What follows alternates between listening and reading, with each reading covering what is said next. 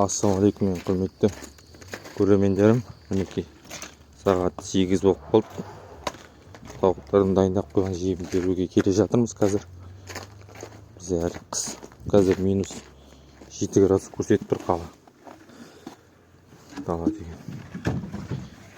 Так. Сен қарап. Қараңғы болуы мүмкін. Так.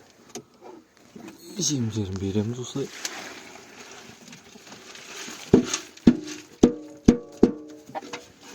Так, мына жемдерін бердік. Бір қарап жіберейік. Қайсы, девушка?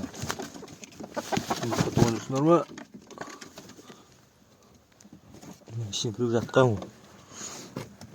Так, жоқ па? Жоқ. Ба, сап-салқын. Қашан туып тастаған? Так, міне бір жұмыртқа. Күн салқын, қораңшы салқын. Бірақтар тауықтар осылай қуантып жатыр мінекей. Кешегі мен айтқанда жемді езіп беріңіздер. Менің арнама жазылыңыздар міндетті түрде.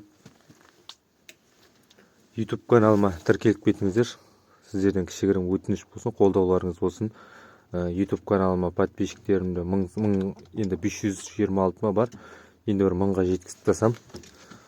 Содан кейін бар просмотрларыма, видеоларыма просмотрларымы көбейтіп, Алла амандығын берсе, монетизация қосам ба деп жатырмын.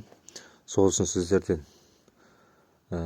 барынша қолдау күтем. Лайк басып, комментарий жазып, видео ұнасын, ұнамасын лайк басып, жақсы пікірлеріңіз қалдырып кетіңіздер. Сіздер қолдаған сайын менің де сіздерге видео түсіруге шабытым оянады.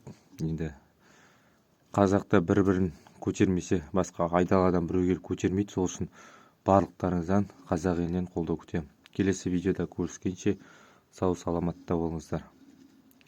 Мен шығып батырып, жайлап келіп жеп жатыр. Дикий кәдімгі жабайы тауықтар. Бұны да ала берсе жазға дейін қолға үйретеміз ғой.